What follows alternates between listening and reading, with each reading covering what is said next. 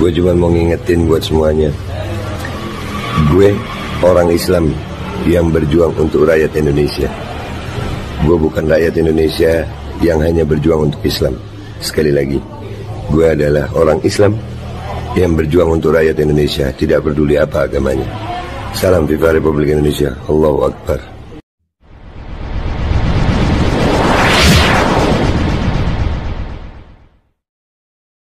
Saya sudah meneliti, petugas-petugas yang swab itu adalah nakes yang belum terlatih banget untuk menghadapi virus.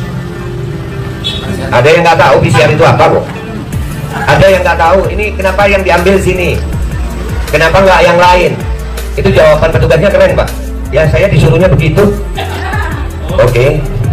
Jadi untuk menentukan seseorang atau sebuah bangsa terkena pandemi ditentukan oleh alat yang petugasnya nggak tahu. Wah, keren itu. Ya, gokil. Indonesia emang gokil dari dulu. Yang lebih kerennya lagi, Pak, yang lebih kerennya lagi, PCR itu bertarif.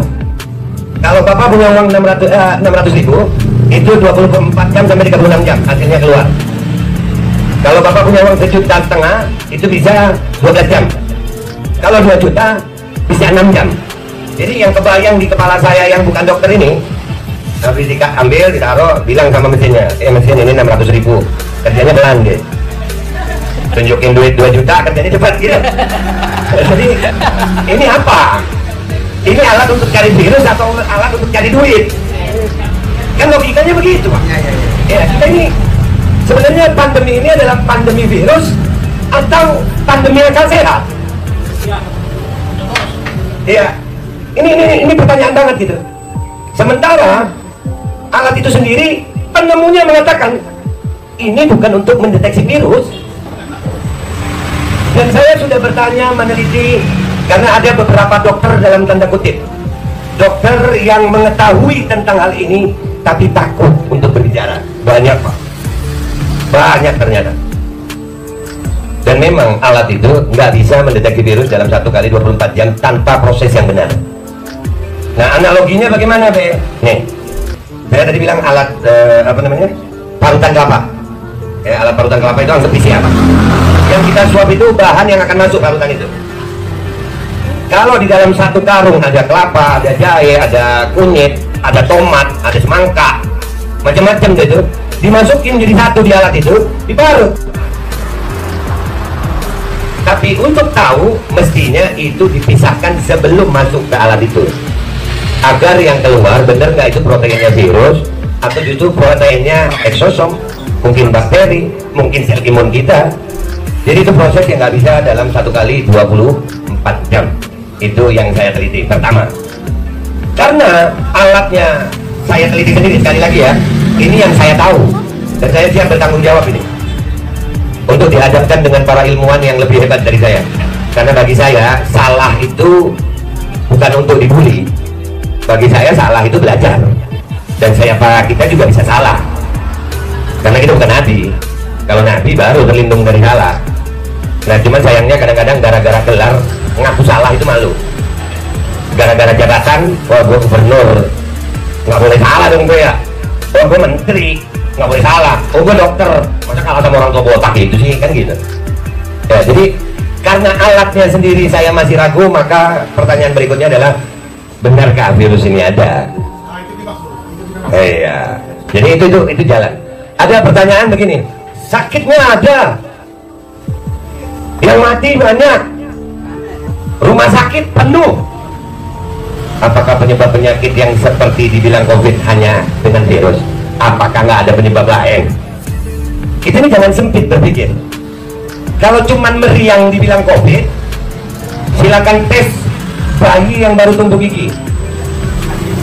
Kita ini semua pernah meriang, Pak. Bayi tumbuh gigi, coba tes, bisa jadi meriangnya nggak disebut COVID. Anosmia dibilang COVID, sementara penyebab itu luas. Belum, saya tidak mengatakan virus tidak ada karena belum ada penelitian. Itulah lemahnya Indonesia. Indonesia ini malas belajar, mau terima hasil. Wah, ini virus vaksin terima aja vaksin, pokoknya duitnya jangan lancar gitu. Iya, perpanjang aja PPKM, perpanjang aja, kan anggarannya lumayan tuh, 9T itu, panjangin aja, nggak peduli dah. Ya gue mulai pedes nih, nggak apa-apa ya Bang ya. Iya, gara-gara minumannya sih Bang, nggak minum kopi, gue kalau minum kopi adem, ini minum jahe, jadi rada pedes juga gue ngomongnya ya. Ini minta maaf saya ngomongnya lugu-lugu, nggak apa-apa ya Bang ya. Ya, jadi mulai pertanyaan saya melakukan riset lagi, apakah penyebab penyakit itu hanya virus? Karena lucu Bang, coba Abang cek sendiri, riset sendiri, 2018 angka kematian di Jakarta berapa dan 2020 berapa?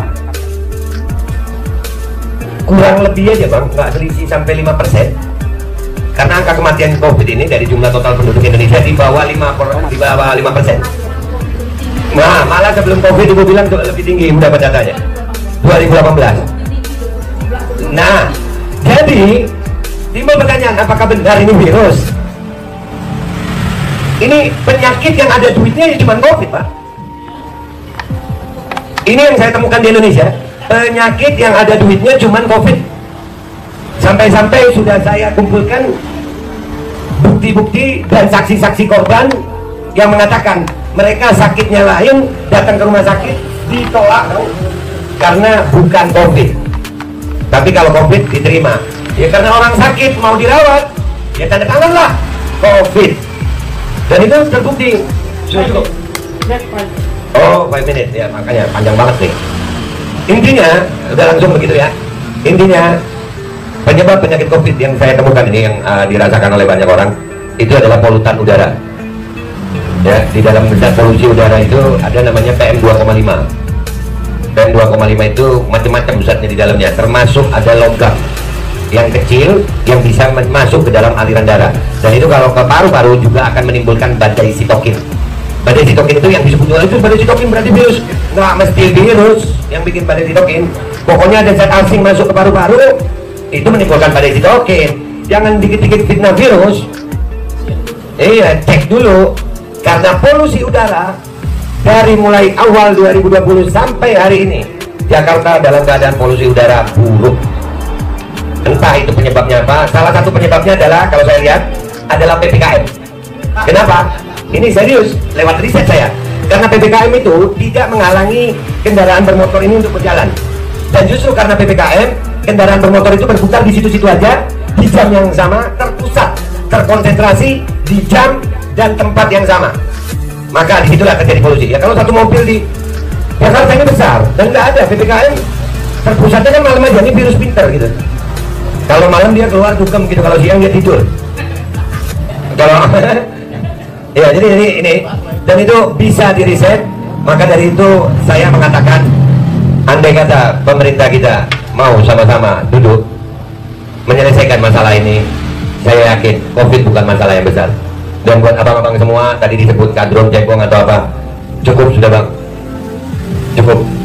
Bagi saya sekarang, saya bukan rakyat Indonesia yang memperjuangkan Islam, bukan. Saya orang Islam yang memperjuangkan rakyat Indonesia. Saya sudah capek dipisah-pisah karena beda agama, karena beda mazhab, karena beda suku. Sementara sekarang saya tahu itu hanya propaganda dari para penjajah agar rakyat ini tidak bersatu. Dan sampai hari ini Bang, sampai hari ini kita ini nggak capek apa? Woi cebong lu, woi kadrun lu, nggak capek apa? Mau kadrun, mau cebong, lagi susah gitu nih, lagi susah.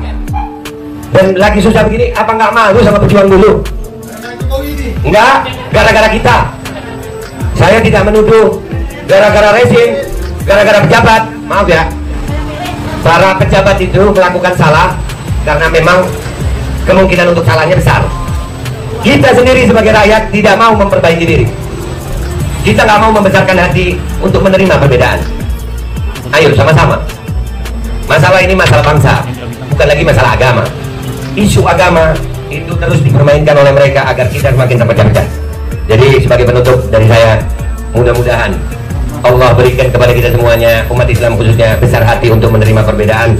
Jadilah umat Islam yang berjuang untuk rakyat Indonesia, bukan hanya rakyat Indonesia yang berjuang untuk Islam.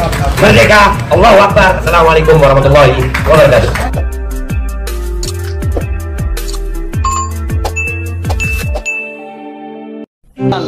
Insya Allah tidak akan keluar. Kita akan bongkar ini kebenaran, insya Allah. Mudah-mudahan video konten gue kali ini membangkitkan makin banyak orang yang sadar. Salam people power. Gue minta maaf kalau ada salah. Wabillahi taufiq wal hidayah. Waridha wal inayah. Walafu minkum. Assalamualaikum warahmatullahi wabarakatuh. Semangat Indonesia.